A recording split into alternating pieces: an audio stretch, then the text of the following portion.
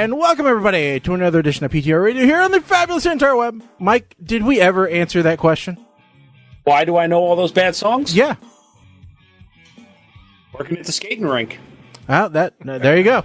Years working at a skating rink. That's how you pick up that useless knowledge. Among other things. STDs, you know. Your words, not mine. Actually, it was kind of funny. I was speaking of useless knowledge and where you pick it up at. So I was watching, my wife and I we were supposed to kind of take this weekend off because our anniversary was on Thursday. And so I thought, well, we're not going to go out of town because my daughter happens to be out of town. And so we didn't have anybody to watch the dogs. So we said, well, we'll do this staycation thing everybody's always talking about. So I told several people we were going out of town so that they wouldn't bother us. And we just kind of stayed in. Unfortunately, that didn't work as well as I would have liked it to. And from what I hear, that's fairly common. So we ended up doing a lot more running around and visiting other people than what we really had intended on. But one of the things we wanted to do was just kind of lounge around and watch movies. So we watched Flashdance, of all things, because that's what you do, is you watch a 30-year-old movie. You know, because I'm trying to watch a movie. I tried to find some movies that the wife liked, but that I hadn't already watched 100 million times with her. So in other words, not Hallmark. Okay? Okay. So the whole goal was find something that I could tolerate, that I hadn't seen in a while maybe, but that she would still appreciate.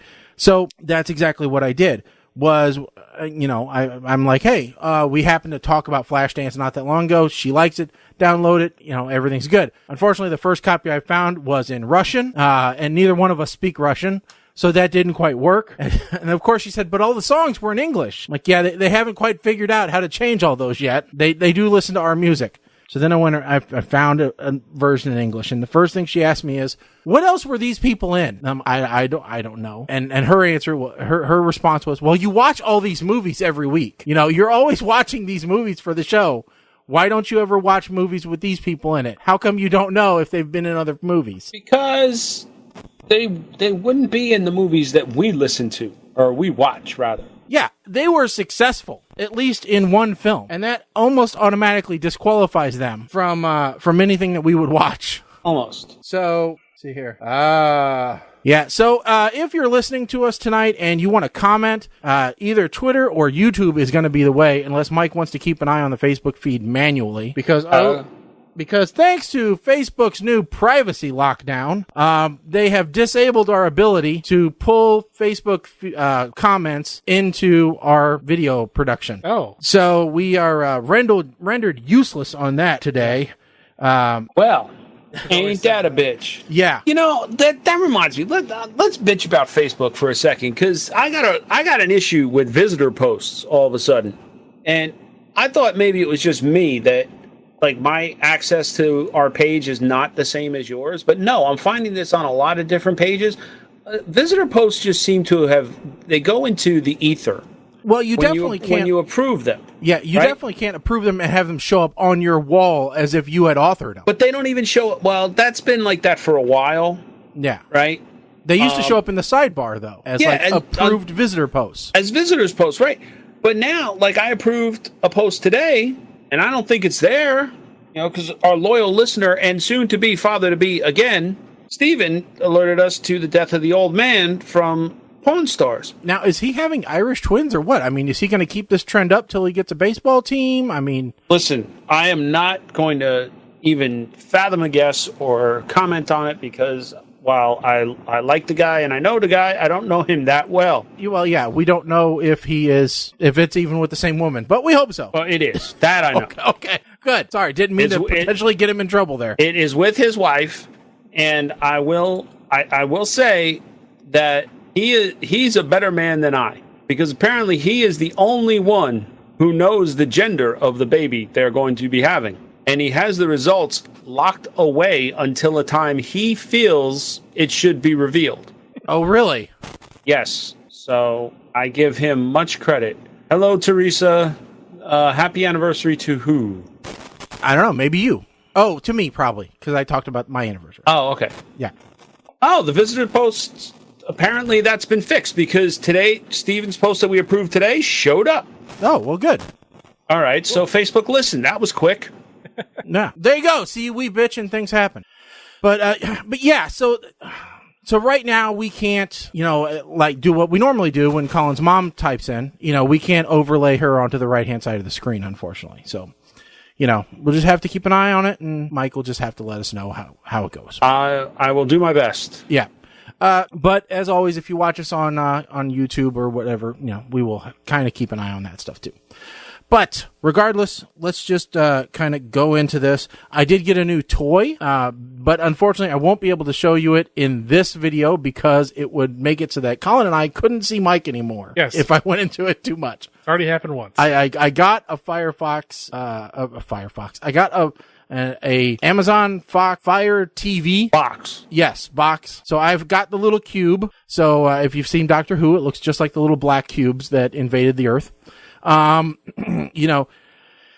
So I have one of those now, and it's working out great so far. I can control quite a bit of my television with it. I can tell it to, turn to a certain streaming platform. I don't have the Plex control isn't quite there yet, but I think they're working on it still. So, but you can definitely browse Amazon Prime videos without any problem. The one thing I do dislike that they took away was YouTube videos. You can't watch YouTube videos on any Fire device anymore. Not using their app, at least. You actually have to launch out to the browser and browse to them. That's stupid. Well, this is an Amazon v Google fight. Okay, let's talk about this Amazon v Google thing. Mm-hmm. All right? Because you can't play any YouTube stuff, right? And apparently you used to be able to tell Alexa to go to the web or play something, and if it was available on YouTube, they would play the audio. And now you can't do that. Right, for the audio only ones, yeah. Google! For the video ones, it used to actually bring up the video on your TV. Okay, well, Google Home. Don't pretend to be listening to me now. YouTube is a Google product. Oh, Google Home will not play the audio from a YouTube video. That's weird. You would have thought that especially with the switch away from Flash, that would have been made easier. Nay. What they want you to do is buy their Chromecast audio interface. So that you can cast it to the audio interface instead of just playing it, or buy a Chromecast TV and cast it to your TV. Yeah, which my TV has Chromecast built in, and I hate it. This is a failed marketing attempt because I'm not buying any more Google stuff after this.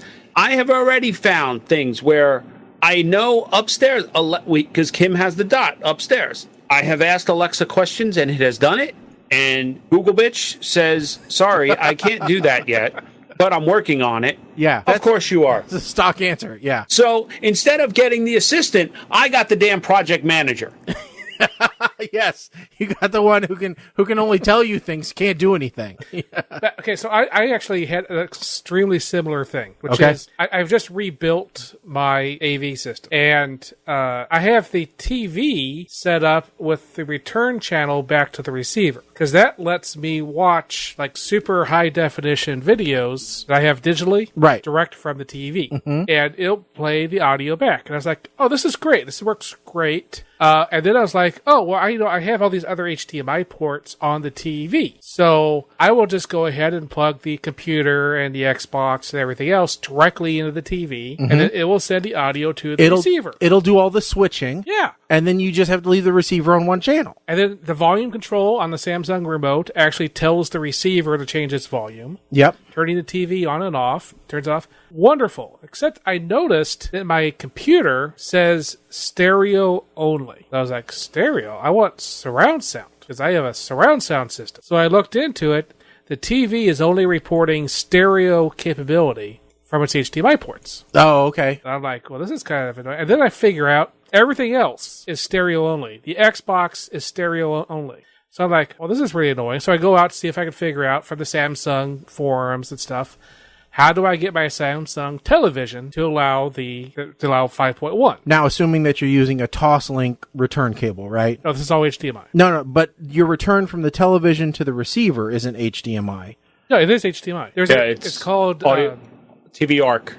Yeah. Okay. That's what I'm using. Audio I'm return ARC channel from the TV. Okay. It returns the sound back to the receiver on the same HDMI that sound is coming from the receiver. Oh, okay. All right. Well, it turned out it's not Samsung's problem. It's actually in the HDMI spec. The TV is allowed to send the HDMI sound that was to it back to the receiver through the ARC channel, but only in stereo. There is no technical reason why my TV can't get surround sound from devices plugged directly into it, other than corporations decided to write into the HDMI spec that is not allowed. Well, that way you have to buy receivers that are capable of taking in all those channels if you really want 5.1. Well, the receiver's already capable of doing that. Well, no, Now I I'm mean, going to have to you have plug to everything have, back in. yeah, exactly. You have to buy, instead of buying a receiver that's capable of only taking one HDMI input, which is what all you really need, now you have to buy a receiver that's capable of taking 5 HDMI inputs. Apparently, this was done for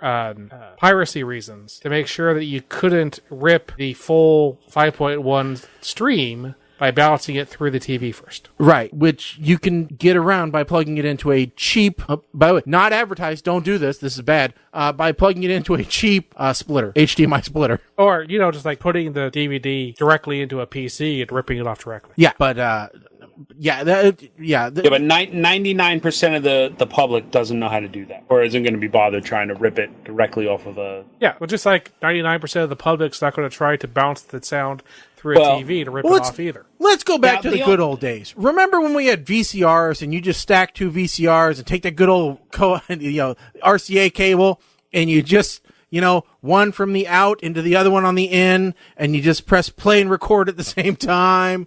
It was so easy back then. Yeah, I have one of those too. and your video quality wound up just getting worse and worse because it was like Xerox. Yeah. Now, this leads me to one of the topics that I posted for the show, that Grease is being released on 4K Ultra HD. Now, and my first thought was, why? Now, okay, let me... Okay, so... Yes, go ahead. This is one of those subjects I actually know something about. Okay. Please educate me. So, I want to know, how do you take a movie released in 1978, done on film, yes, okay, and through the magic and trickery of computers, turn it into 4K? Okay, the answer is in what you just said. The magic and trickery of computers, it's all fairy and pixie dust? No, it's shot on film. Okay, but film is still... a lot of things were shot on film. Film, basically film, you can... Okay, if you go in and retransfer film, they actually transfer that at 8K currently. So they get an 8K scan of the film, and then they actually downgrade that to 4K to send you a 4K copy. So right now, when they scan film at 8K. I think it's my understanding what they do currently. Film does not have pixels. Right. Film is a chemical analog thing. So the information is already there in the picture. So the older the picture is, the easier it is to get a 4K copy or 8K or whatever it is. Okay, but here is my question. Wouldn't the quality of the image on the film be dependent on the optics it was shot with? Yes, but like I said, so the film itself is very capable of being that good. Okay. So my next question is, if I watch Grease in 4K, am I really going to see a better picture? Yes. You're going to see the outline of John Travolta's junk. So the question is, do you want to see that? Did you watch any of the 4K copies of Next Generation? I have not seen anything 4K other than the displays in the store. So when you watch Star Trek in 4K, you're looking at it going, so on the men, that fabric was thin enough that you could see their nipples. And then you're like, why did I want to watch it this way? So the question is... The question now becomes, is my wife listening? And I hope not, because now I'm going to have to invest in a 4K TV and 4K player so that she can watch Grease and see John Travolta, if John Travolta is circumcised. And you get to see this. Well... So... It's a weird thing where the older movies are easier to make 4K than movies from the 2000s, that region in the middle where everything was more special effects. Those special effects were done digitally, and so they are maybe at a lower resolution. So what you're saying is The Last Starfighter would not be a good candidate to come out in 4K because all the live action scenes will look better than the effects. See, Last Starfighter was actually printed on film. And since it was printed on film, it was actually printed at a higher resolution. It's probably okay. The in-between movies that were 100% digital through the entire movie, so it was never on film, those are the movies that are a little more problematic. So Final Fantasy, The Secrets Within would not be good in 4K. Unless they can re-render the whole thing. That's correct. Like the Pixar movies, they generally just re-rendered those. So, a good example is what's happening. So Babylon 5 just showed up on Amazon. Oh, God. And that is a terrible, terrible copy because they pulled all the special effects off of a PAL VHS copy and then zoomed into it. And that's how they made their terrible DVD copies of it. So it turns out they actually printed the entire Babylon 5 series on film. So the special effects even were shot in high resolution, printed on 35mm film, and put in a warehouse somewhere. But those are in 4:3 letterbox, not widescreen. So speaking of something that's old, all right, this I doubt we'd ever see in 4K. But because it's shot on video. Yes. But, maybe some scenes we might want to see in 4K. Jerry Springer, an institution, is coming to an end. After 4,000 episodes, Jerry Springer, once the mayor of Cincinnati, is now calling it quits. He's hanging up his cards, and the show is going to be over. Which, honestly, I didn't know that there were new episodes still being made. Well, I know that it was still. I'm kind of like you. I didn't know if there were still episodes being shown, but I knew that it definitely lived on in syndication at least. Oh yeah, and it still will. Yeah, but man, I think that show, it came out in 91, all right, and it really hit its heyday about 94, 95, right about the time that we graduated college. And Mike, that was probably a few years after you graduated. So, I mean, for us, that was a very influential part of our lives, I think. We all know Jerry, all right? We can all say we're very familiar with Jerry. I remember going to the video store and buying and renting the Jerry Springer Too Hot for TV tapes that they had, all right? That's how influential Jerry Springer was in my upbringing, all right? The uncensored, where the chicks fight and tops come off, you actually saw boobies. Yes. I mean, that was teenage softcore porn. That's what that was. Basically, it was either that or Girls Gone Wild, which, Christ, that was probably where the Me Too movement actually started. At least we can say Jerry didn't go to jail. Yeah. All right. Jerry was on Dancing with the Stars and was begging people not to vote for him because he wanted to go home. Yeah. Somehow he made it to the finals. That's my guess about this. I think that the person happiest about the end of the Jerry Springer show is probably Jerry Springer. I always got the impression that he isn't terribly happy about his show. No. But it makes money, so he did it. I did hear a little bit of his final thought, because that was one of the things he was most famous for, was right at the end of the show, no matter how screwed up it was, always just him basically doing a short little monologue.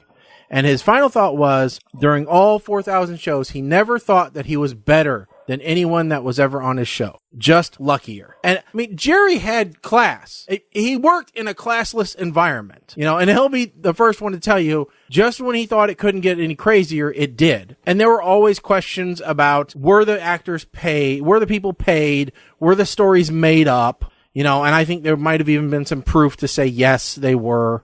But it doesn't matter, because people always wanted to be in the audience. People always tuned in. I mean, it was Geraldo Rivera meets the People's Court. It was kind of all that on stage, unveiling. The Jerry Springer show was World Star Hip Hop before World Star was even a thought. Yeah, it was. Yes, exactly. That's a good way to put it, Mike. All right, it was World Star before there was an internet. Yeah, we didn't have an internet back then to see, two ladies ripping each other's wigs off at the McDonald's. Bitch, I'm gonna kill you. You're my man. You slept with my man. And big bald-headed Steve come out of nowhere like a magician. Just poof, he's there and breaking them apart. I mean, only a few shows were so popular that their security guard got his own spinoff. Yeah. You know, I can think of 2 talk shows right now where the people got spinoffs. Dr. Oz got his spinoff, and then Steve Wilco got his spinoff. Can you name any other side recurring? Dr. Oz got his spinoff from Oprah. Well, didn't Dr. Phil kind of get his spinoff? Oh yeah, Dr. Phil. That's 3. Do you know anybody else? Who got a spinoff from somebody else's show? Not off the top of my head. Yeah, I can't think of any other ones. In fact, there was a Rodney Dangerfield movie inspired by the Jerry Springer Show to show you how insane it was that they based a movie on it. And I'm trying to remember where it was. It was one of his last films. It was You say Meet Wally Sparks. It was Meet Wally Sparks. That was it. Meet Wally Sparks is one of only 2 movies that I ever did not watch all the way through to the end. But that was inspired by Jerry Springer. So the other one was Mars Attacks. Those are the only 2 movies, not counting any of the bad movie reviews. Mm-hmm. Those are the only 2 movies in my lifetime that I ever just halfway through was like, done. But yeah. So I mean, an American icon, like him or not, Jerry Springer. Like True. him, didn't like his show. Yeah, well, and you could do that too. So that's what we got to say for Jerry. He was just on, what was it? Drop the Mic, that show with Method Man and really? Going up against Ricky Lake. Oh my goodness. Jerry Springer rapping. And it's kind of funny because he poked fun at her in one verse saying how his show was still on the air. Is her show still on the air? No. Okay, I was about to say, I haven't heard of Ricky Lake in forever. So, back in the 90s, you had the Jenny Jones Show, the Phil Donahue Show, Montel Williams, Ricky Lake, Geraldo Rivera, Maury Povich, Sally Jesse Raphael. So, Maury Povich, I guess, is kind of taking up the mantle now, huh? It's still running. With all the, You Are Not the Father. Oh, my goodness. That's all he does now. That's all he does. I mean, Geraldo was big when he opened up the vault and there was nothing there. Yeah, boy, that 2 hours America won't get back. That was one of the biggest. Oh man, no, there's no easier way to have the whole nation angry at you, But yeah. So, Mike, speaking of movies and things that we disagree with, you have a list of action movies everybody has to see before they die, or must see action movies at least. Yeah. And whenever we see these, we always take offense to them because they always either forget or they're blatantly just wrong. All right. So this was an article by Looper, and it was actually a video. So I was YouTube hopping. And so I typed out the list because we're not going to play this whole video. We're just going to run through here and talk about some of these. All right. The first one is Face Off with John Travolta and Nicolas Cage. Now, arguably, this pairing worked well together, and it was arguably one of each of their most memorable flicks. Yes. I will say the only thing probably for John Travolta that's more memorable that people know more of him from is Pulp Fiction. I was going to say Battlefield Earth, but okay. I was going for a good light, and you were going for a bad one. I was going to say, Look Who's Talking. Well, and of course, Grease. Yeah, Grease. All right. I mean, look, John Travolta has had... Yeah, okay, here's the question, though. In the franchise. What? Do people know him more from Grease or from Pulp Fiction? I think it's a coin flip. It depends on the generation. Yeah, I agree. You take somebody that's 30 years and younger, and I think they're going to say Pulp Fiction. You say somebody 30 years and older, they're going to say Grease. Or The Experts. Depending upon how old they are, yeah. The Experts. Because 10 people saw that movie. I'm probably the only person that still has that movie. That movie was awesome. It was great, but it was stupid. All right, so number 2 on this... I've never seen Face Off. It is a movie that I dismissed as being stupid. I look at Rotten Tomatoes, and I see it's a 92% fresh. Let's put it this way. The premise is ridiculous. Mm-hmm. Yes. All right, it is a horrible premise. But the movie itself is not that bad. All right, so it basically revolves around one concept that you could find every scientific flaw known to man at the time. Now, it's about facial transplants, basically. Yeah. But that's happening now. Well, with a certain level of success. Well, yeah. So you take this movie. This is a movie that could easily be remade and put it in a not so distant future setting. Yeah. Well, it would make sense. You could reshoot the original movie with John Travolta now. Because John Travolta now does look like someone had transplanted John Travolta's face onto somebody. John Travolta now, honestly, he doesn't look that much worse. No. I mean, if you talk about him to Grease, he's not that much. He's aged well. I'll put it that way. He's aged better than like Scott Glenn, who looks like an old albino raisin at this point. Yeah. Okay. The next one. The next one is a movie called The Raid. It's by Gareth Evans, and I've never seen this one. Nor I. I believe it's a foreign film, which is another reason why I've never seen it. And by foreign, I don't even mean British. I just mean Ape Man don't do subtitles, and I'll leave it at that. Yeah. Even skipping to number 3 on the list, Crouching Tiger, Hidden Dragon. I watched the dubbed version, but that one they said you need to watch because it defined wire fighting for a generation. Yeah, because I think that was before The Matrix, right? Oh, well before. And I think it highly influenced the style of The Matrix. Yes. So it absolutely did. Number 4, John Wick. Haven't seen it, but it is on my list of things to watch, especially since the sequel came out. Very good movie. The sequel is just as good. The biggest problem I have with John Wick is how the entire thing starts, and I'll leave it at that. Yeah. Next one up, a fairly recent movie, Baby Driver. It's okay. I haven't seen it yet. It was okay. It wasn't great. If you like music, there's a lot of good music in it. Okay. The next one I don't understand. How do you put Star Wars in this list? Okay. The reason they put Rogue One in here is because their opinion, it is a Star Wars movie without being too Star Wars. I haven't seen it, so I guess I shouldn't cast too much of a doubt on it, but well worth seeing. It is that type of movie, but you'd be better off with an example that defines that type of movie. Yeah. It's kind of a Kelly's Heroes type. Oh, okay. Okay, next one, number 7, Edge of Tomorrow. I have not seen this one. It was a surprisingly good movie. Groundhog Day meets Aliens. Oh, okay. That's the best way to describe it. Surprisingly good. The concept is pretty good. And Tom Cruise actually is not annoying in this one. So cool. Next one, Guardians of the Galaxy. We've all seen it. I think it started the trend of funny superhero movies. Yes. Okay. And because of it, we get Ant-Man, which is probably the funniest of all of the Marvel properties. yeah, and I have to say I'm actually looking next to Deadpool. But Deadpool is a Marvel property by association. Deadpool's like second cousin twice removed of the Marvel family. I guess I kind of look at Deadpool as a completely different class because of the rating. Yes. Because of the rating. I agree with that. For the funniest movie you can take kids to see, Guardians of the Galaxy, or Ant-Man. Ant-Man, yes. Ant-Man, I think, is definitely 100% family friendly.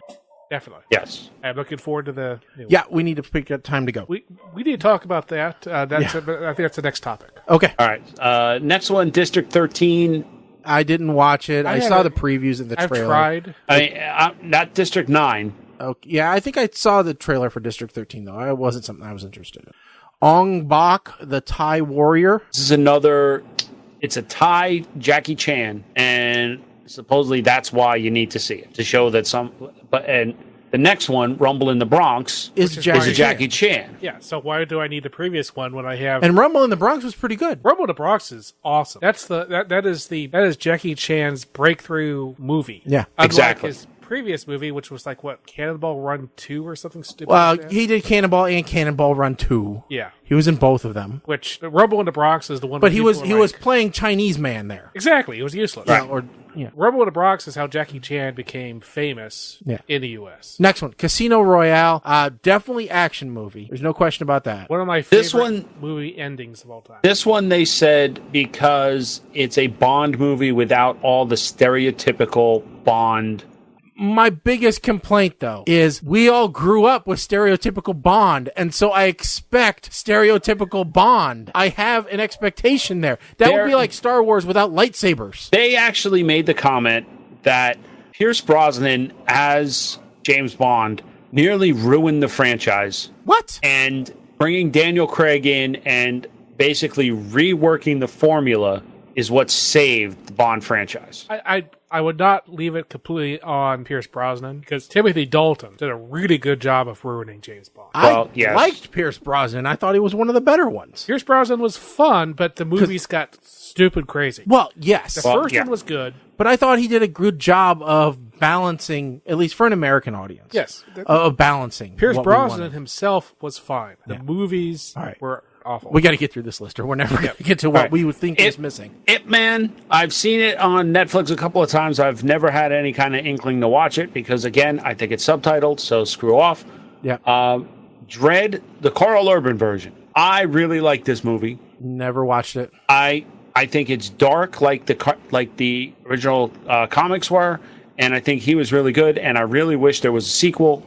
But Kung Fu Hustle, that is an awesome another awesome movie. First Blood, I think First Blood is my generation. Everybody wanted to be Rambo for Halloween. Yeah. After First Blood. The Purge election year, not the original. Yeah. That one, I think because of the political tone. And finally, The Equalizer. The Denzel Washington film, not the TV series, obviously. Right. Yeah. Well, it's based off of the TV series, but... Yeah. I've seen the trailer for the sequel, and before I saw what it was, because they took a while before they said what the title was, I thought it looked pretty cool. Now, I did not see the first one for a very important reason, which is The Equalizer is one of my favorite TV shows of all time. And everything that I saw in the trailer said, this is not The Equalizer. If they'd called it something else, I probably would have seen it. And so I'm going to see it, and I'm just going to ignore the fact that they called it The Equalizer. Okay. Yeah. I mean, Equalizer was like, it was that whole genre of like the A-Team and stuff. Yeah. Had cool music. So what do we think is missing? Now, I actually wrote down a few because I had a few minutes. So here's what I think is missing. Okay, real quick. Yeah. What was the topic again of the list? It was must-see action movies. Action movies. Okay. Since I was kind of losing where we were with it, I figured maybe our listeners were too. Okay, so Fifth Element. I saw that as an action movie myself. Not necessarily a sci-fi movie, action movie. There's lots of good action in it. Dark Knight, all right, Matrix, the first one, right? Die Hard and Lethal Weapon. Do that as a double feature. You'll never be let down. Under Siege, the first one. Tommy Lee Jones plays a great villain in that one. Raiders of the Lost Ark. Now that one has a question mark for me because there's some bits of comedy in there, so I wasn't sure. But like Guardians of the Galaxy, sometimes you gotta have a little humor to relieve the tension. And then Iron Man. Again, I just think it started the whole Marvel, it restarted Marvel and started the Marvel movie franchise as a whole. Yeah. And it was a rebirth of Robert Downey Jr. Yeah, definitely that. From an action movie perspective, though, I don't know about Iron Man. Well, it does have a question mark next to my list. Yeah, I think it's an important movie. I think a lot of war movies are missing. So you think like Saving Private Ryan? That was going to be my... Yeah, Saving Private Ryan, but I was thinking more of that. Wind Talkers? Dirty Dozen. Stuff like that. I think that kind of large group of people going out and also most of them dying, that seems to be a genre that's kind of missing from the list. So like Glory, the Matthew Broderick movie Glory. I don't know if I would call that action. I think that's going into actual full-on. Well, for one thing... Is that going to drama? That's going into war movie. Okay. I think that's going more into almost docudrama territory because that's based off of real events. Because if we're getting there, then we have to start saying like Gettysburg, some of those really big movies that are actiony, but I would not call them an action. Hunt for Red October. Is what you want. That's not it either. All right. Be careful what you shoot at. Some things in here don't react too well to bullets. But I think I would also have to include Aliens because that's an action movie, not a horror movie like the first one, or sci-fi. That's what I would throw. See, I'm trying to think of movies that almost started a trend or defined a subset, so to speak. So I kind of want to throw Fast and the Furious in there. Well, considering not so much because 8 of them. Well, the first one, not so much because it was a great movie, because I honestly it was mediocre at best. But the driving scenes and the action were good. Yeah, there's no doubt about that. It did kind of start a whole, not just the Fast and Furious franchise, but you got Need for Speed movie. You got you gotta. Nobody watched that movie. Besides, you get the greatest quote: "I live my life a quarter mile at a time." I would throw Ronin. Oh yeah, Ronin or Bullet? Which one? Ronin. Okay. Again, for action and the car. Yep. I kind of want to throw Boondock Saints in there, but I won't because, well, just because. And there is a part of me that also would like to throw, but I don't know if it's actually action. The Day After Tomorrow. Oh, I love that movie. Now, did that start the global weather type genre? Well, you did have that. Then you had Armageddon. Yeah, Armageddon. Throw that in that there. would have definitely kicked it off. The catastrophe movies. Now, Yes. see, Armageddon. I would do the other one. What's the Deep Impact. No, I'm sorry.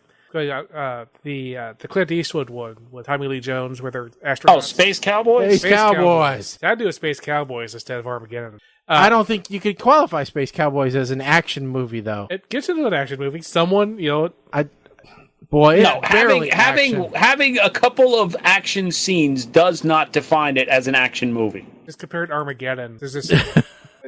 I think you're correct. It is not an action movie, but compared to Armageddon, it's an action movie as far as I'm concerned. I'm just trying to look up. Oh, actually, IMDb says action adventure thriller for Space Cowboys. Yeah, that's what it says. Yeah, okay. Well, all right, then Space Camp, bitches. I know. I'm with you on that, too. I don't remember the other one I was going to add, which was Mad Max Beyond Thunderdome. I saw that on a lot of lists as well. Oh, I'm sorry. Space Camp's only listed as adventure, family, and sci-fi. So, all right.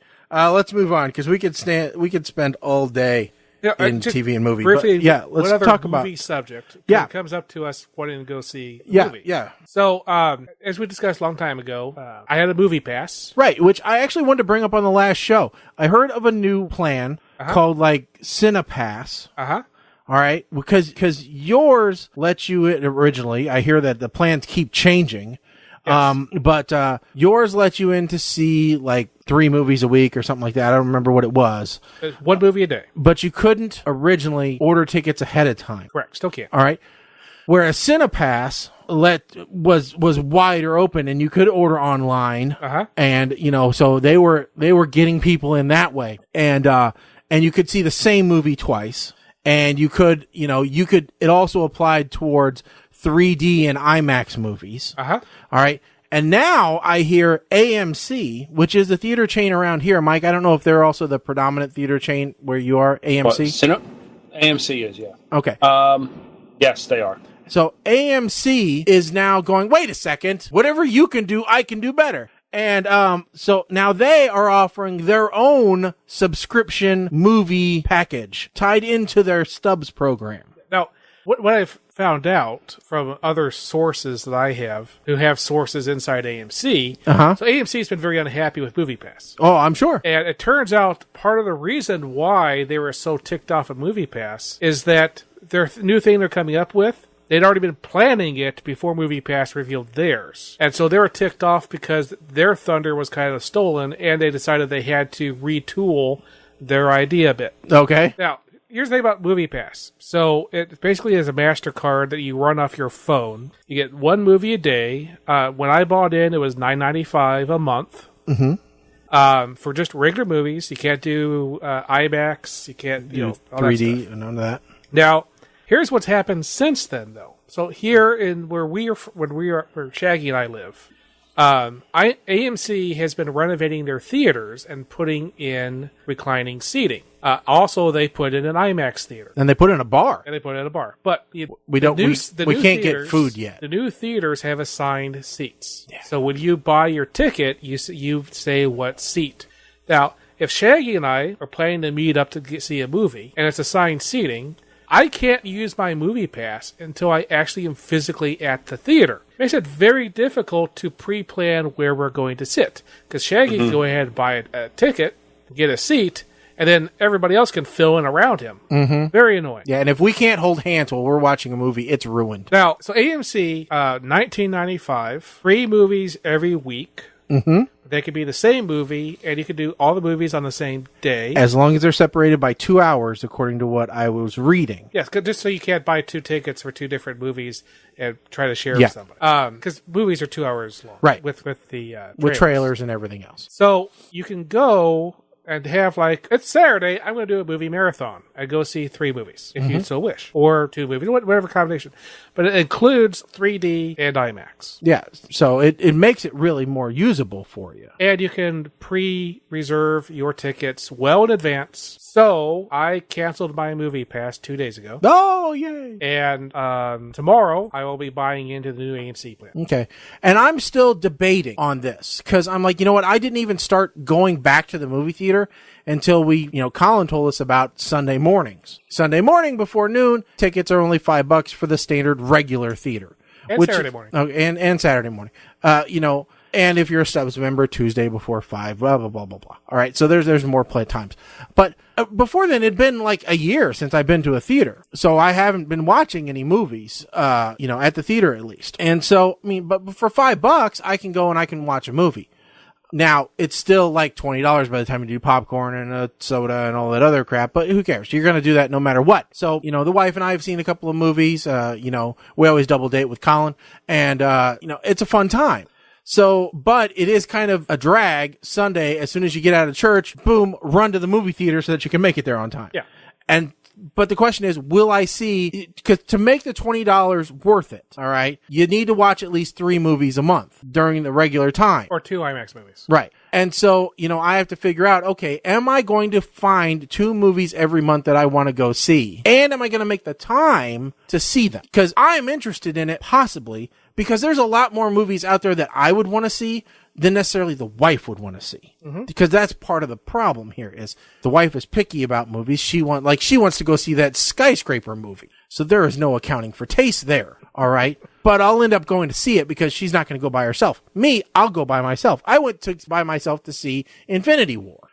So, I have no problem with that. And I have a feeling I could drag Colin along with me probably to see most of the movies. I don't know if he's really going to want to go see the Queen documentary. But there'll be plenty of movies I want to see. I think. I don't know for sure though. Right now I want to see. Definitely. I'm sorry. That took me a second. I definitely want to see the Queen documentary. Okay. So right now I want to see Jurassic World Fallen Kingdom. Yep. All right. And the new Ant-Man movie is going to be out next week, this coming week. So I know I want to go see those 2. So, that's where I'm at right now. Right. And see, that's what the problem with the movie pass is. I couldn't figure out when I wanted to see a movie. And the days I wanted to see a movie, like on a Saturday, well, first I had to remember to have the card with me, because I tend not to have the card with me. And then I'm like, well, Saturday, I'm not doing anything. I'd like to go see multiple movies. Like, I would like to go see Jurassic World and Ant-Man. Yeah. And buy 1 thing of popcorn. Yeah, because free refills, that would be handy. Yeah. Hey, I just bought 1 thing of popcorn and one soda. I'm going to watch 3 movies. I'm just going to eat popcorn and drink soda. That's going to be my breakfast, lunch, and dinner. They do have a $4.95 refillable popcorn bucket, too. You know what? My wife's sister-in-law, her ex-sister-in-law, takes little kids to the movies, and she has the big tub that she just refills. So it's a possibility. Again, I don't need that much damn popcorn. So anyway, who knows whether that's going to go. But I do have a question for us because we are always up for challenges on this show. I know we're always up for something, and this is something I've been thinking about for a couple months now, and I don't know if you guys would be willing to do this or not, but I have an idea for a challenge. Now, first, if we decided to do this challenge, we would have to source out the parts for this. All right. So we all are addicted to our smartphones, right? Pretty much. I have an S8. Colin has an iPhone. Yep.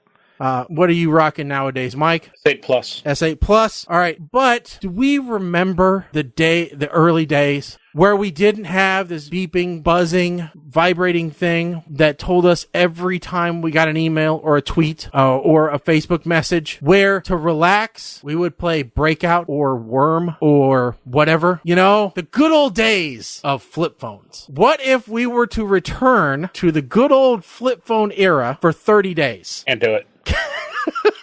Okay, you gotta understand, Shaggy. I never talked to anybody on my phone. I know! Neither do I! You know what I had before a smartphone? I know, you had a Trio. Do you know what I had before that? You had the little, yeah. I didn't have a phone. So because I don't like to talk to people on phones. I know. The only thing this I'm just saying used for is to get my email and play Magic Kingdoms. I'm just saying. Could you physically do 30 days on a flip phone? If this was one of those, 30 days on a flip phone and you get $1 million, yeah, sign me up. 30 days on a flip phone just to prove a point? Kiss my ass. I think it would be neat, personally. Go ahead and think that. I think it would be neat to blog the experience of the three, but it's only good if it's the three of us. But the part especially this son of a bitch is bringing this up the week before 4th of July when there's barbecues and stuff. No. We'd have to source the phones out. Do you know actually how hard it is to find a flip phone that will do 4G? But what's the point? Why the hell do you need 4G on a flip phone, you fool? It's a flip phone. I mean, honestly. Hold on. For me, I'm stepping away for a second. All right. So go ahead, Colin. For me, it'd be the same as saying, hey, Colin, I have an idea. How about we give up our smartphones and use only bananas for a month? I'd be like, same thing. I'm just. Okay, you son of a bitch. I knew I was going to get resistance. Here, you want hardware? Here. There's a little Samsung. Doesn't even have an external screen. Little flip. There's one. What else we got? Motorola. V10 Star. One. Another Motorola. Little flip. Oh, there you go. See, Mike's got all the phones. Samsung Blackjack. Does that count? Oh, I don't know. It's awfully convenient keyboard on that thing. Here we go. Sony Ericsson S710A. Oh. with the fancy camera. Do you just have all of your previous phones in a bag? Conveniently available? Nokia. Oh, that thing will never die. Oh, yeah. 8525. What else is in here? And he says he runs out of stuff for the bag of crap. Tilt 2. What else is in here? This was all supposed to go to like one of those bags, like for the phones for vets kind of thing. Yeah. What's this? This is the original Tilt. Mm-hmm. Rick. Tilt was a nice phone. No, that's a charger. This. Palm Pilot. Not even a phone. Palm Pilot. And there's all sorts of chargers in here, too. So you want to talk about hardware. Okay? There you go. Take your pick. You want to do this challenge, go right ahead. I ain't doing it. So what I said, Mike, is he might as well have said, can you give up your smartphone for a month and only use a banana? Because it's the same thing.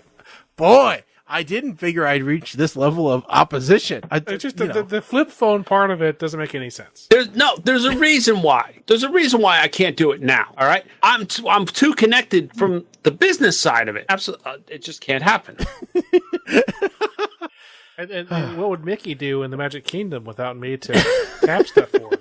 So the only benefit to this is it might be the cure for my primnesia. See, I was just also known as wishitis. Yes, because wish, that's a whole other issue. I'm still waiting on stuff that Good luck. Right? They told me it was coming from China. I didn't realize it was coming on a damn rowboat. Well, just be surprised if you actually get what you ordered, because evidently it doesn't. Well, the one thing I ordered, I already got, which was something I absolutely did not need. It was a 10-pack of lapel clips and windscreens for microphones. Absolutely did not need that, but I got those. The car charger is it's en route. I have a tracking number. My wife had me order sandals for her. And she's like, when are they going to get here? It's been like 2 weeks. And I'm like, well, according to this, it's been scanned in Beijing. Yeah. That was a week ago. Yeah, thanks, Trump. One of these days, it's going to get here. What was the other thing? I ordered off of eBay. All right, so you can kind of see there's a hat hanging back there. Yep. All right, that's the hat that I bought when I was down in Charlotte. Well, it's autographed now, so I needed a case for it. Mm-hmm. So I'm looking on Amazon. Amazon wants like $30 for just a piece of molded plastic. Went to eBay, found them for $3 a piece. Great. Order them up. Be here sometime around August 2nd. Yeah, don't you love that? Meanwhile, I order supplies for my vape from China, and I get them in 10 days. What's that tell you? Well, yeah, They smuggle them across in a mule. So, all right. So you guys obviously aren't up for the flip phone challenge. No. Okay. What was your first clue? I'm sorry, did I give you the wrong impression? I was just trying to feel you out, just trying to get your idea.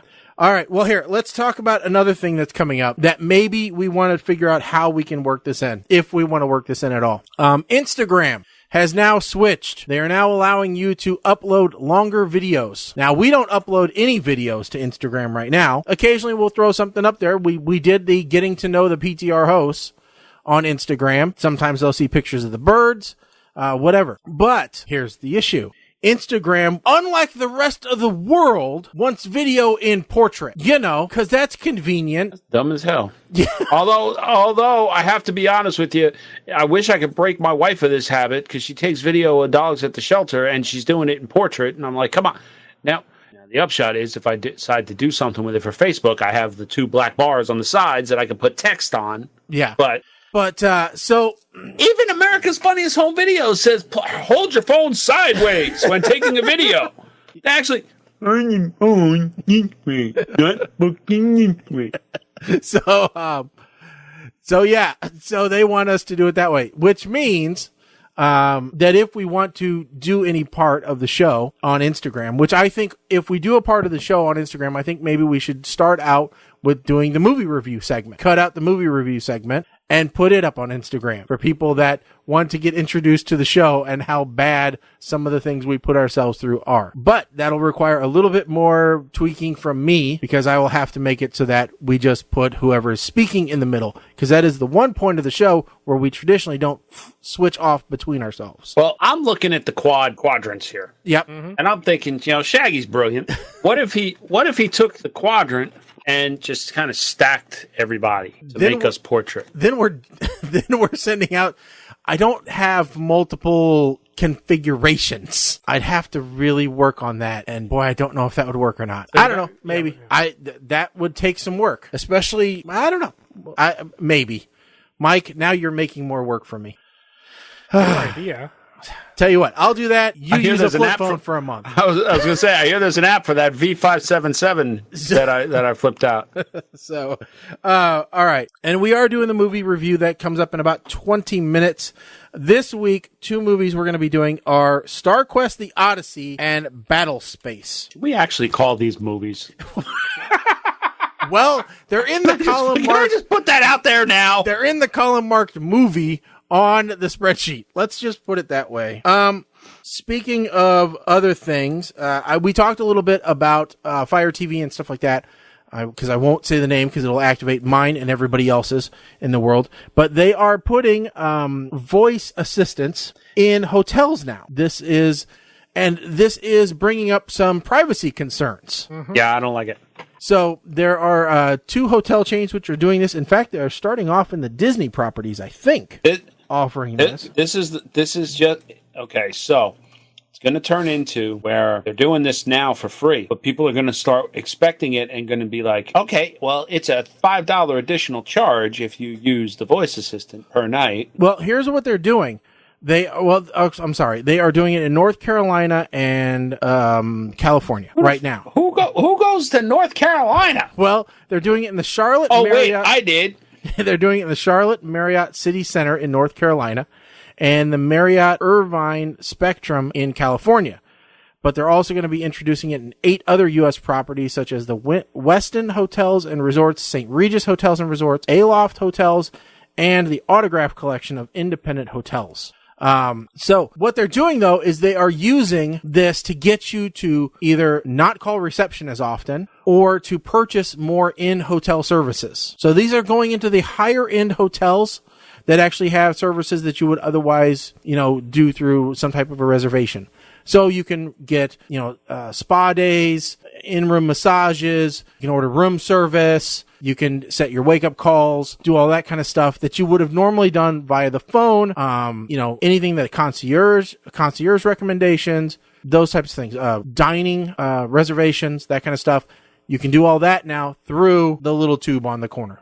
So, of course, people are saying, okay, well, that's one more thing I have to unplug when I walk into the room, but that may or may not be as simple as you think, because these guys are also going to be controlling the thermostat. So, you probably will still have backup walk-up touch controls, but they will be operating the smart devices within a lot of the rooms.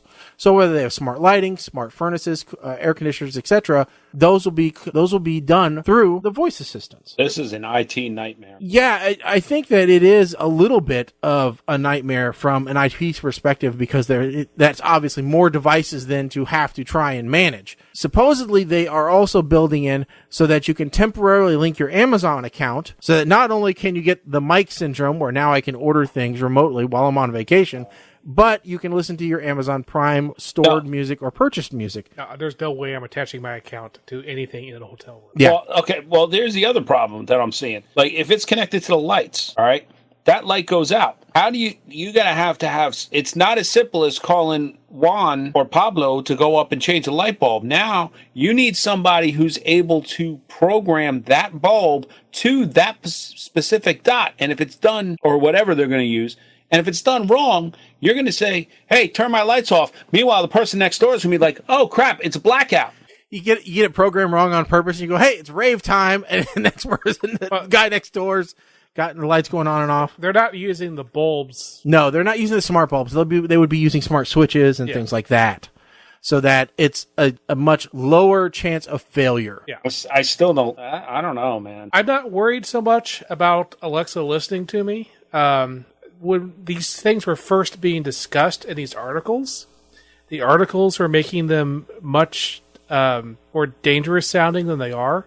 Because I remember when it first came up, the article was like, Alexa's going to be sitting there listening all the time and letting the hotel know what you need. It's like they made it sound like Alexa was just going to be listening to your normal conversations and spying on you and letting the hotel know, hey, they're smoking, stuff like that. It was like, I don't know. No. That was a little... As long as it's just a regular echo or whatever it is, and it's listening for the activation name, then just don't say anything that Alexa thinks is the activation word. Yeah, I mean, there are a ton of people out there going, I'll never stay in a hotel with a listening device. Oh, so where do you keep your phone? Because most of you have OK Google right there on your phone, or Hey Siri, or whatever.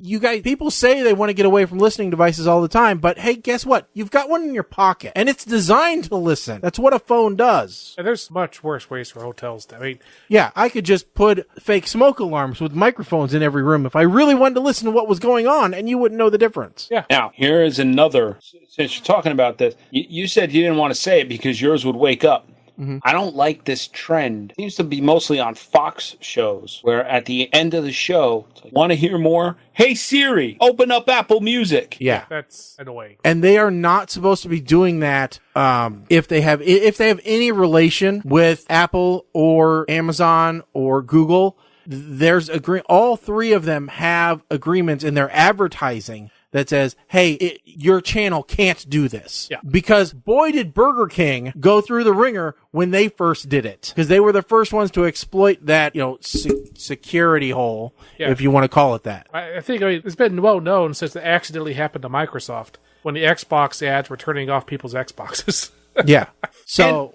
Speaking of, I really wish Cortana would come out as an assistant somewhere. Well, there are some Cortana devices out there, yes. I thought they actually came out with Cortana for the iPhone at one point. You can get Cortana on all the phones, but there's also a... By the way, did you guys know there's a kids spot? Yes. It's the Harman Kardon Invoke. Okay, so just like Sonos, but the reviews are... Yes, the reviews are terrible, but it uses Cortana. Yeah. Because my biggest complaint about Cortana on the computer, I think Cortana outperforms all of the assistants, personally. But my biggest complaint is I can't pick a specific input for Cortana. Like, my default input for microphone is the line in on my card, because obviously I run my mic through my mixer and blah, blah, blah. Yeah. So I have to turn on my mixer and my compressor if I want to use Cortana, or I have to go in and change your default device. Input. I can't let it just tell it to use Cortana. You can use my webcam microphone. Yeah. So it's not like any other application out there where you can say, use the default or use this specific one. Or the Right. Amazon devices that have stuff in that Their own. listens for whoever's closest. Yeah.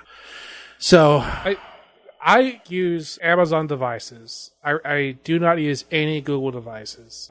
My thing is that for both Amazon and Apple, both of those companies want to sell me stuff. Google wants to sell me to other people. yeah, true. So I would much rather trust a Amazon device in my hotel room than a Google device. Now, the other thing that we need to get into, because I think it's a big deal, is the World Cup recently occurred. And, the Mexicans shocked the world so much so that they actually caused an earthquake in their celebration.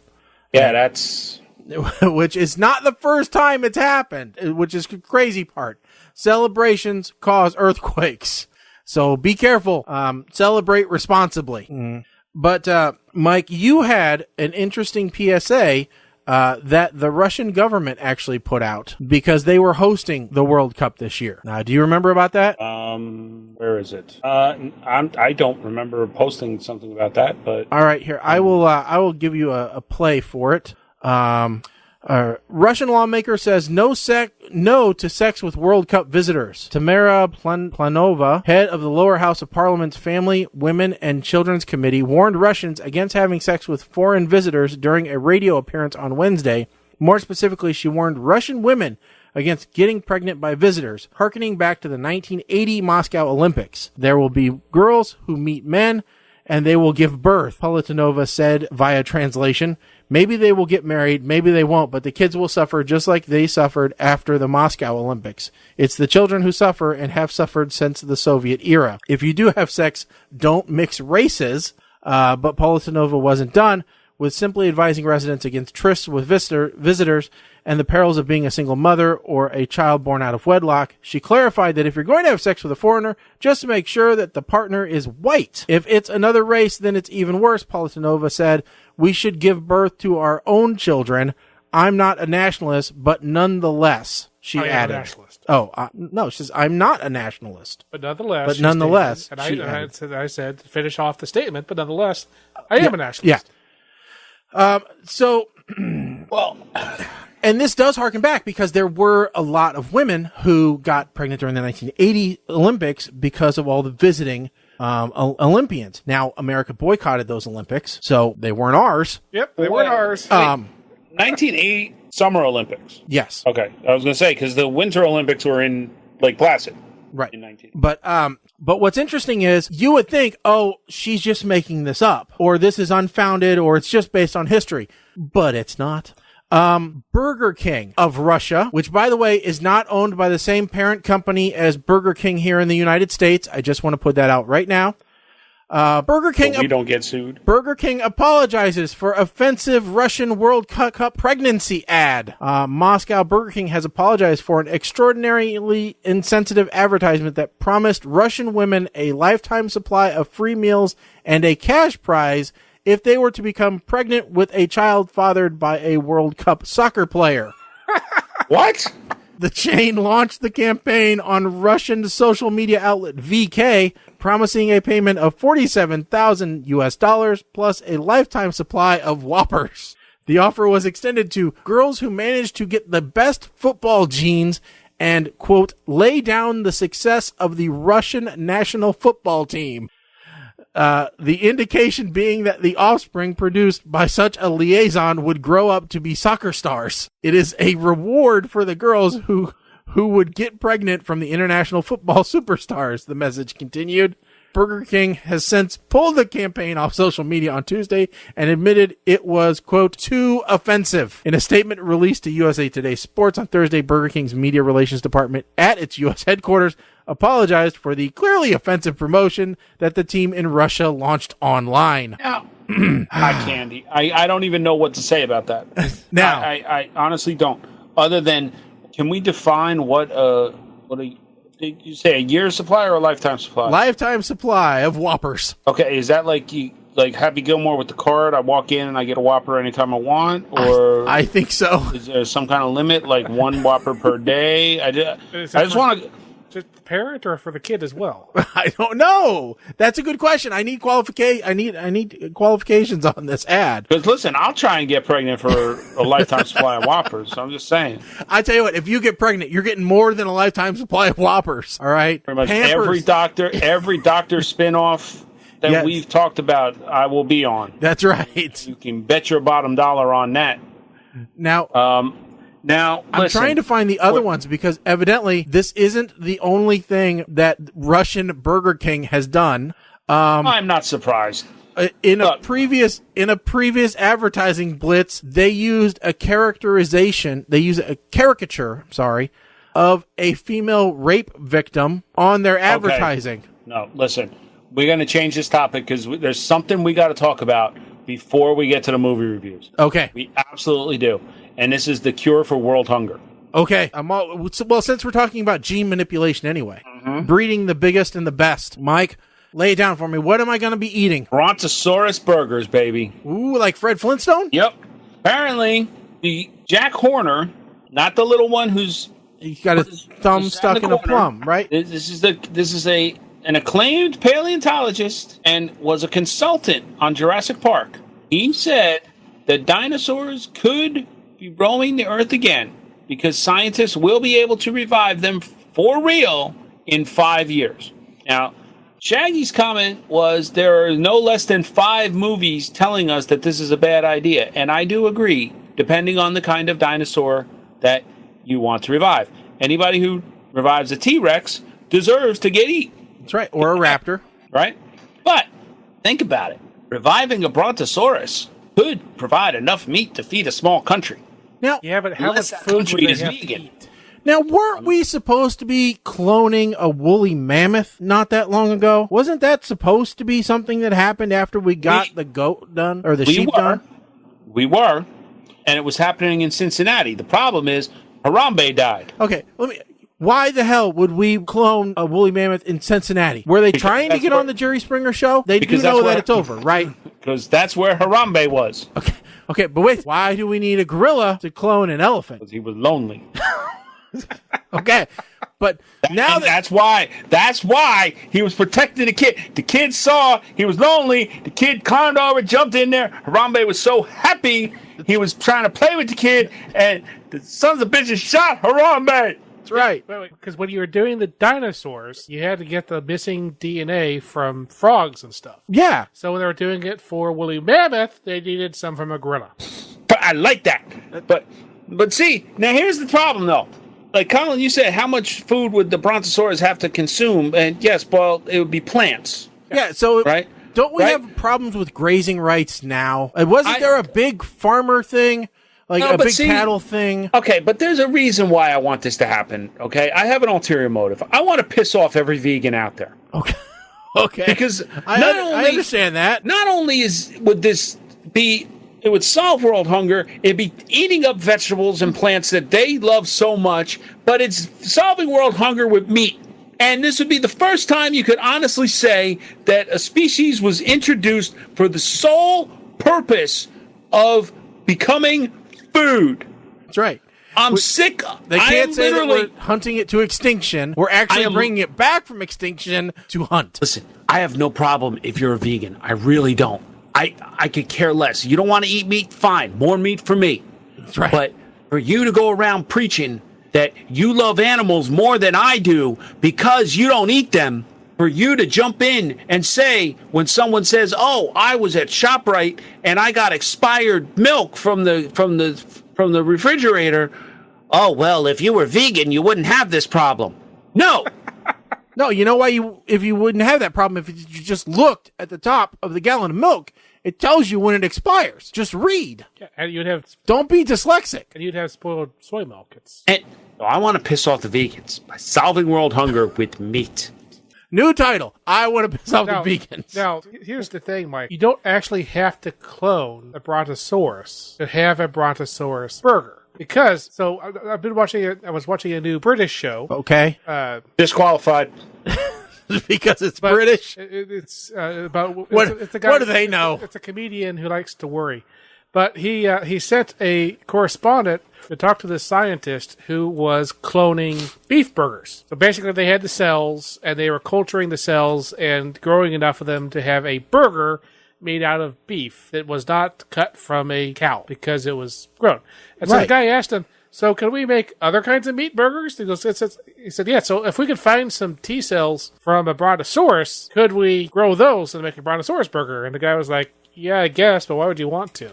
I'm like, because I want to know what a brontosaurus tastes like. Well, the first thing, but then No, it's not just brontosaurus burgers, okay?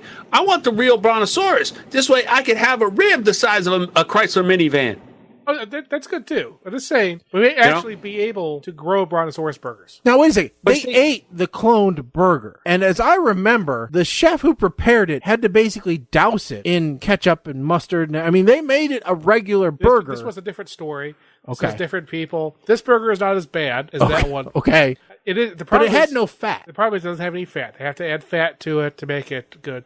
And currently it costs thousands and thousands of dollars per burger. But I'd rather put that into making a whole animal that we can just slab chunks off of, right? A Lego Brontosaurus? That would be good. I wonder how Bronto bacon tastes. Imagine when you go to Disney, instead of a turkey leg that's the size of your head, you got a Bronto leg that's the size of your of Space Mountain. Yeah, there's a lot of people who think that those turkey legs are, genetically modified anyway. Bronto jerky. You are an educated man. You're an educated man. Maybe you'll answer me this. Not as educated as you two, but yes. Just on paper. So vegans, a vegan's big thing is always to say almond milk. Almond milk is an alternative to dairy milk. Yep. But don't almonds as a plant take an insane amount of water to grow properly? Yeah, that was a joke on The Good Place. Right. Okay. I don't know if that's true or not. So I always want to kind of throw that out there, but I don't. That's why this soy milk. Soybeans grow everywhere, right? Right here, literally everywhere. So soy milk, they're probably on a better basis than almond milk. But almond milk, yeah, that's not really that great. I'm just not gonna. I can get along with a vegetarian. We can come to some common ground. Yeah. All right. But a vegan takes it to a whole nother level that I can't quite get on. Oh my God. They're worse than Jehovah's Witnesses sometimes because apparently they're saving the planet and you're not listening. So you're living wrong. Yeah. A vegetarian's like, I don't like killing animals, but, eggs, milk, are good. Milk's cheese. Good. Cheese is good. Yeah, I guess I'll go ahead and wear those nice shoes with the leather on them. Okay. But yeah, vegan's a step too far. Meanwhile, you're posting all of this on Facebook on a computer that probably has a lot of animal-based byproducts that are used in the manufacturing. Most of your oils for the machinery are petroleum-based. Yes. Okay. Eventually, they're animals. I was gonna ask where exactly the beef is in my computer, because the oil. They're either petroleum-based, but a lot of the lubricants for the processing machineries are actually made from rendered beef fat or rendered animal fat. Is that why the CD-ROM drive tastes so good? I wasn't sure. I've been licking my RAM sticks all this time. I'm like, ooh, bacon-flavored DDR4. Yes. I mean, I even went so far at one point in this whole thing where, okay, I gotta look and see because there was something that they posted that this major vegan creep posted that pissed me off. Beating cancer with a plant-based diet. No, I'm sorry. No. You can reduce maybe, but that's not going to. No. All right. So, with 23 minutes left in the show, we probably need to get to our double feature showing review. Yeah, but how are we going to fill in 23 minutes? Well, I will tell you, I somehow managed to get a page worth of review for both of these movies. Don't ask me how, other than I had lots of experience in high school filling pages. All right, so the two movies that we have for this evening are Star Quest: The Odyssey and Battlespace, which were both available on Amazon Prime. And seeing how as there's no huge demand for them, I don't see them going away anytime soon. Nor do I see them coming to Netflix anytime soon. I'm pretty sure Amazon bought the rights to these for a free membership. Yeah, probably. watching both of these, it really did make me think, hey, could we run flip phones for a month? And, hey, could we write a better script and produce a better movie? And I think the answer to 1 is no, and 2 is yes. So, which one do we want to do first? Battle Space or Star Quest The Odyssey? Really don't care.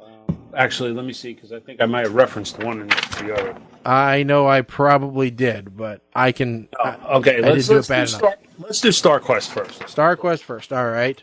You want me to go first since I have mine written out? Go right ahead. All right. This week we were tasked with watching 2 sci-fi movies, and right off the bat we knew we were not in for anything good. Based off the reviews, I thought I'd watch the supposedly better movie first, so I watched Battle Space to begin things.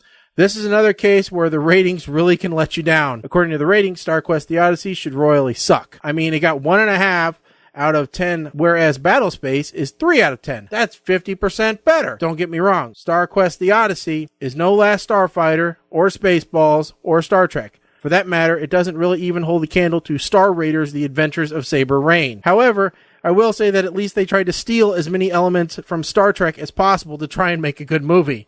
In true space style, their engineer is Scottish, their communications officer is black and has to have something in her ear to hear, the navigator is Asian, bad guys are always warrior-like, and doctors feel the need to tell people what profession they don't practice during arguments. This movie explores the tried and true story of 2 races who come together after a long war and try to form an alliance, which of course is put to the test when the 2 delegates that are chosen go on a mission together.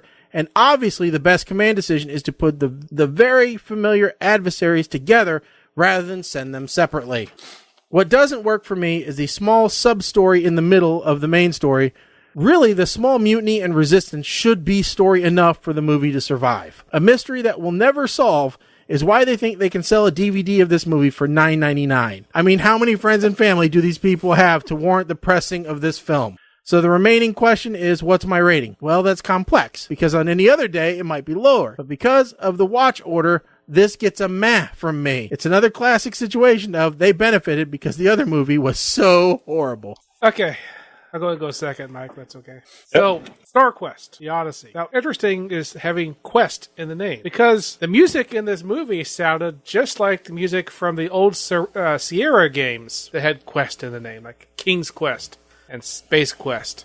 Apparently, somebody used a MIDI machine from the same era to create all the music for this movie. That's about the best I can say about this movie, is that it reminded me of some old good adventure games. So, Star Quest is very much a mixture of lots of Star Wars ripoffs. In fact, in many ways, it feels like the lost and forgotten pilot for the Orville, because it seems to have some of the same plot points. But here's the interesting thing I will say about this movie is a key thing said about plots is that you should show, don't tell. In this movie, they decided, we shouldn't tell them that these 2 characters have a relationship.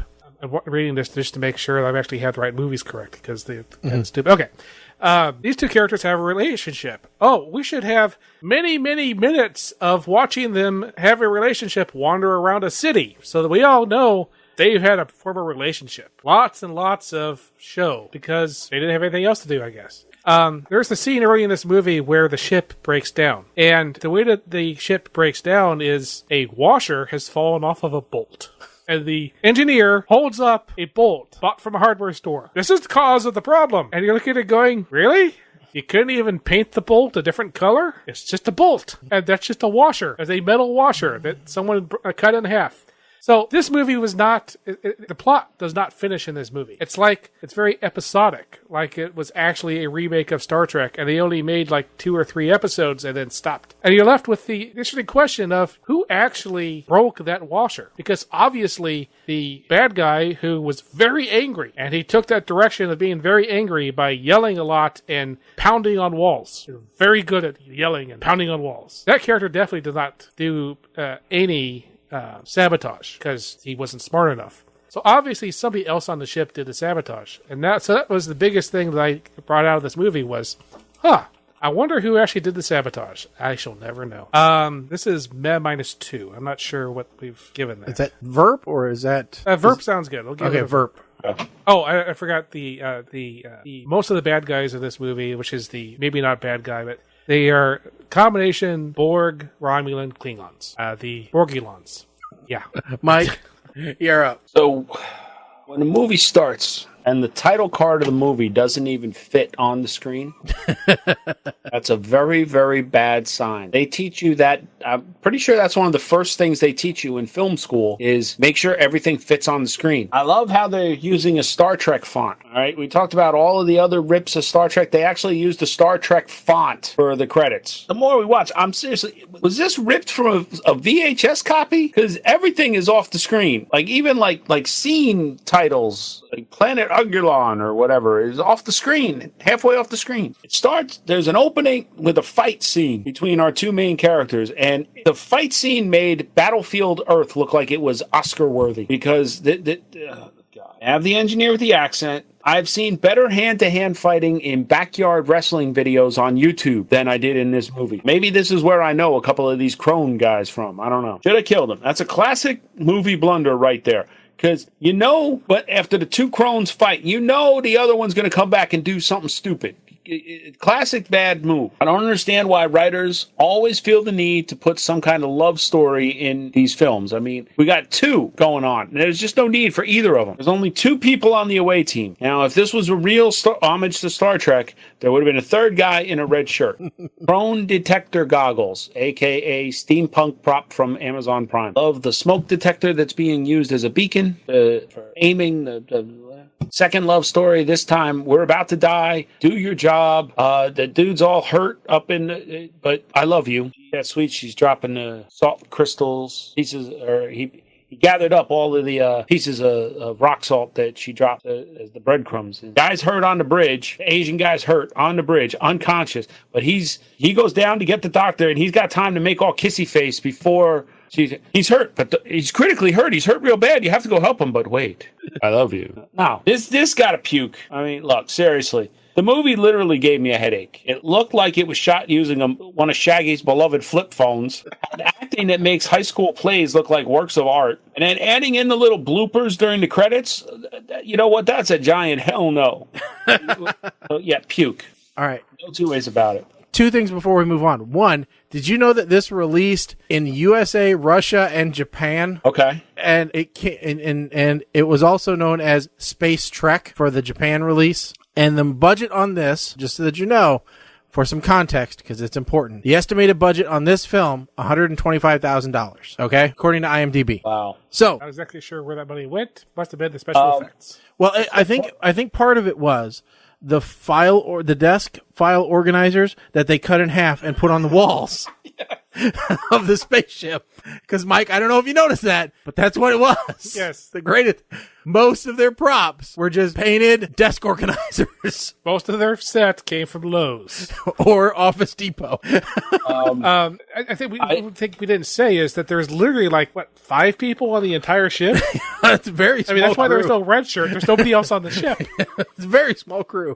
Just FYI, I guess happy 83rd birthday to Grandma Phyllis. Yep. Mom wrote in saying they're at the Sliders game watching Cole Boatman on the field being honorary Slider of the Day. Slider is the local professional baseball team. Yeah, are they AA or AAA? I can't remember. No, they're well beyond that. Below that, they're Frontier League. Okay, so they are just above Beer League. All right, so they're playing the Durham Bulls. Yeah, kinda. Well, they're playing it's the Springfield Isotopes against the Shelbyville Blues. Actually, a lot of them are college players that play in this league during the summer. Okay, so I really don't know. It's called the Frontier League. Anybody can look it up if they want to. All right. Next viewing for review, Battle Space. All right, I'm going to kick this one off if you guys don't care. Go ahead. I remember the days of lifestyles of the rich and famous. Back then, Robin Leach would take you around the world looking at millionaires in their yachts and expensive homes, tooling around in their $1 million cars. Well, for the price of this internet streaming vomit, you could have owned one of those with an estimated $1.5 million budget. God, I hope that's really an overestimate. You would have been better off buying a castle in Scotland, owning a 100-foot yacht to sail around the world, a 200-mile-an-hour car, or having a surgeon remove, then reinstall, then remove again your intestines. Any of those options would have been better suited for the makers of Battle Space than making this horrendous movie. 90% of this movie is two people walking around in sand dunes. The only semi-entertaining portion of this film takes place in the last 10 minutes, which if the blood hasn't finished dripping from your wrists, you might get to see. We've seen a lot of horrible pieces of garbage in this segment, and we used to hold a special place in hell for films like The Cobbler. Well, we have a new grand champion. The 10th Circle of Hell is now known as Battle Space. If someone gives you an option of killing your parents or being forced to watch this movie, you're better off as an orphan. No, seriously, I mean it. I can't imagine how this got 3 out of 5 stars on IMDb. It really boggles the mind and puts into question everything I know about life. So as you can expect, this movie gets the biggest, deepest, hardest puke I can muster. If anyone truly likes this movie, you should report them to the authorities now, because they either are or will be a serial killer. That's mine. Okay. Yeah. Battle Space. This movie was made in 2006. Now, and I say that because, I'll give more props to the special effects of this movie for being from 2006. But for the amount of money that they had, they should have been better. That being said, there's a theme here. From the first movie, we had a movie that seemed to say the show, don't tell, right? So they overshowed just so they could get to that. Now, this movie is 100% tell and barely show, because 90% of the movie, as Shaggy said, is being narrated by the character in the 10% at the end, which is not a character actually in any of those scenes because she's a little girl at the time. It's a little girl who is reviewing the memory records of her mother and narrating the story of narrating the story like this is a nature documentary. We're watching penguins, except in this case, it's one blonde woman walking around in sand dunes.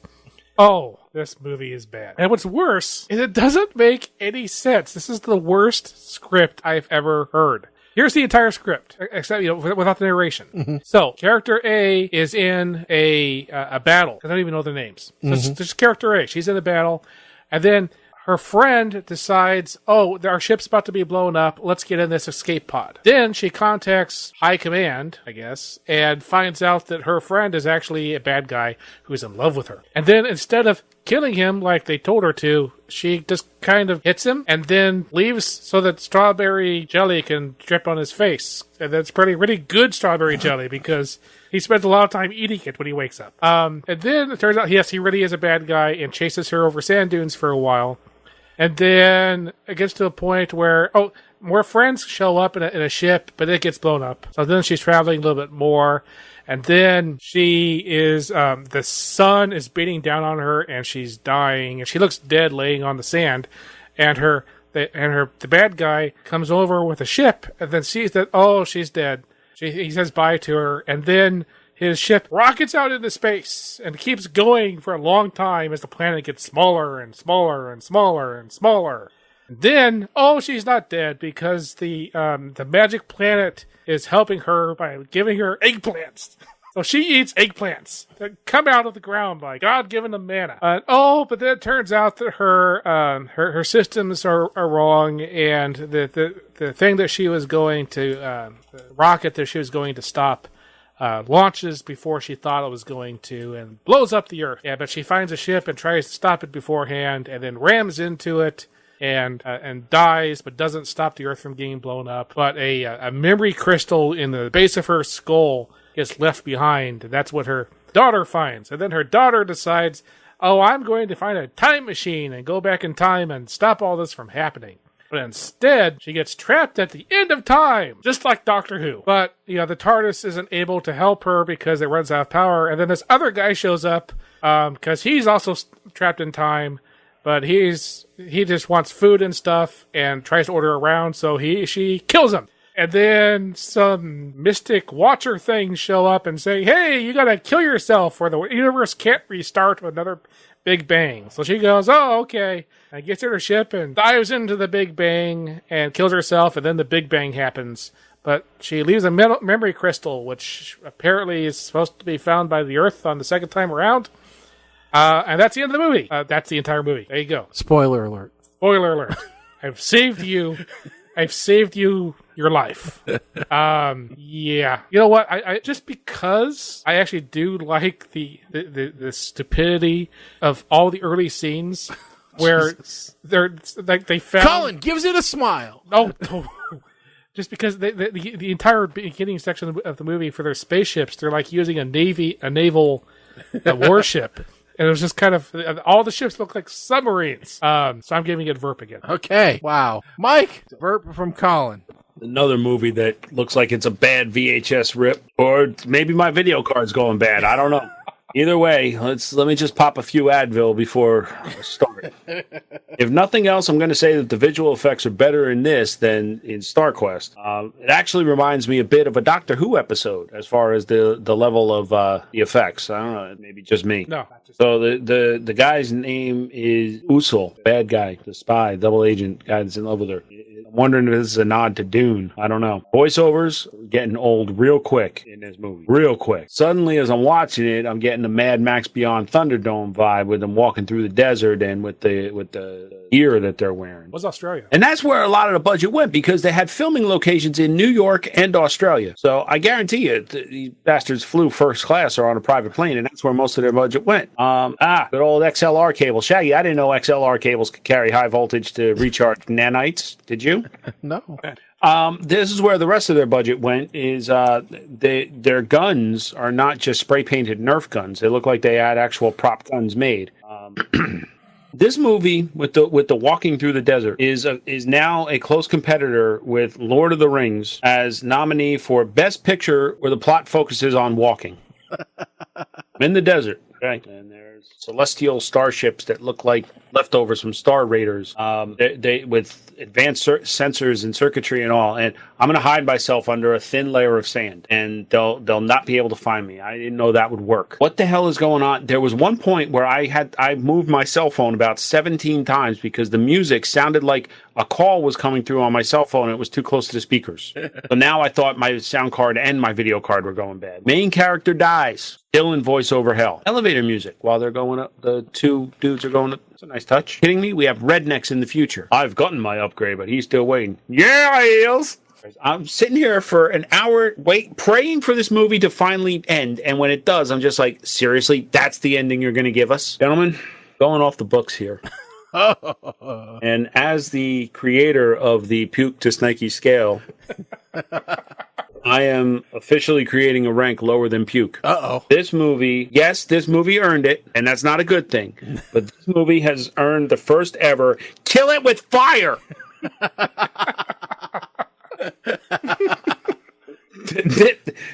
What's the icon for that going to be? Like a spider on fire? Is that what it's going to be? I don't know. This People movie, think, oh, Mike really loves it. It's hot. No. This movie is a burning cross. Or a burning tombstone. I don't know. Kill it with fire. All right. This movie made me question my resolve in this entire bad movie review bit. I know. And made me reevaluate whether I even want to do this bit anymore because it was that bad. I mean, look, I still don't get what the entire story was about. It was an entire big circle. The voiceovers made me want to lose my mind. Seriously, shut up. And then, wait, there's a credit. Did anybody notice? Did anybody stick around for the credits, hoping there'd be some kind of stupid little scene, and see that there was a credit for Mustache Supervisor? I'm not making this up. No, I was so quick to hit the home button on the Roku after it was over. Because I'll tell you what, the wife and I, we were like, okay, well, what are we going to watch when we go to bed? So we had just gotten done watching the last episode of the second season for Queer Eye. And she's like, well, don't you need to watch your movies for tomorrow night? And I'm like, yeah, but I wasn't going to subject you to that. And she's like, no, go ahead. I'll just read my book or whatever. So this is on in the background for her, and she's having to be subjected to this. And she's like, this is just horrible. Why do you guys watch bad movies? And I'm like, part of the job. I don't know what to tell you. It's part of the job. When I saw that there was actually a credit for Mustache Supervisor, this definitely gets a kill this mother with fire. You're saying this is worse? That's worse than puke. Than the this by FDR far, American Badass. FDR. Well, I tapped out. Yeah, on that's that right. one. So, But right. This one by far is the worst movie we have ever reviewed. And folks, I care about you. I care about our listeners. Don't freaking watch this. Amazon, if you don't listen to me about anything else, listen to me now. Kill this video with fire. It doesn't burn it. It doesn't deserve to be on Amazon. It doesn't deserve to be anywhere. No. Ever. In All fact, right. you know what? I want to look real quick. Has anybody in this movie done anything else? No. By the way, the woman in that movie was co-director, makeup artist, and lead actress. And she filmed a documentary about the movie that was longer than the movie. No. Yes. No. I'd say no. I am not watching that. It was I longer. only gave this a verb because I actually did like some of the special effects. And the part at the very beginning where they had the chimes way back, that actually sounded more like actual military stuff than most everything else that we listened to. That's the only reason I gave it a verb. All right. Well, we need to... Yeah, if you look on IMDb, it even tells you crazy credits. Mustache supervisor Emmett Callanan. And the guns are from Aliens. Yes. All right. So we need to pick for next show. It has, at this point, look, we've hit rock bottom. We have. We can't be worse. There is no veto on this one. What comes up comes up. As long as they're available, that's it. Yeah, that's right. All right. So what's the numbers? 1 to 31? 1 to 31. All right. 30. Fun Mom Dinner on Netflix. Oh, that's actually a fairly recent movie. So that has, who all the hell is in it? Fun Mom Dinner has got 2.5 stars. It's a comedy. 4 moms whose only common ground is their kids' preschool class decide to go together for a harmless fun mom dinner. Yeah, they got nobody that I know, but Molly Shannon's in it. Okay. Can't be too bad. Can't be too bad if it's got Molly Shannon in it. That's the rule. Okay, and 14. also on Netflix, Black Site Delta. It's an action movie. All right. We got some variety this time. Yes. I'm sorry, didn't we watch Manborg? Yes, we did. Who the hell put Manborg on this list twice? Not me. Because it's still here. Oh, no. It needs to go away. No. Okay, so Black Site Delta is supposedly still on Netflix. Although I'd rather watch Manborg again. Yep, it looks. Oh, but hold on. Who does that have? Because it sure looked like it had. Black Site Delta has 3.8 out of 10. Cam Gadgenet, Terry Reeves, Sherry Eichen. I thought I saw somebody else that we knew in here, but nope, evidently not. Yeah, I thought I saw him too. Yeah, you thought you saw Pierce Brosnan, right? Yeah. Okay. Evidently, what we saw was Michael Dale, I think. Yeah, we saw Michael Dale, who looks like Pierce Brosnan. Yeah. So, but it's not. And this one is a group of military prisoners must fight off a terrorist attack on their prison, which unbeknownst to them is a cover for a secret drone control facility. Okay. It's a 2017 movie. At least it's not going to be VHS quality, we hope. At least it's not going to sound like an old Sierra adventure game. Yeah. So, with that said, folks, we're done for this evening. Yeah. We will be back July 9th. That's Get it with fire. So that's going to be our next radio show, July 9th. Don't forget, we'll be putting more stuff out there on social media. I've got another On the Road Again segment now that the vehicle is refixed that I'll be doing.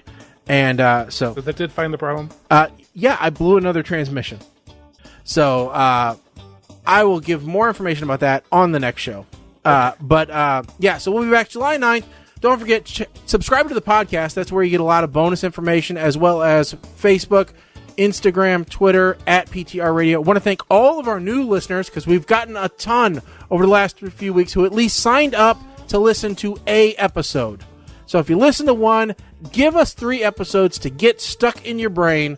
That's what we're going for. You get a 2-hour episode every 2 weeks, and then you get little bits in between to help you through your daily drive. And some people have really seemed to like that. So, as always, you can always give us an email, show@PTR Radio, or check us out on the website, ptrradio.com. But that's it for this evening. Again, we'll see you on July 9th. My name's Shaggy. I'm Colin. I'm Mike the 8 Man. Stick a fork in us, folks. We are done. Later.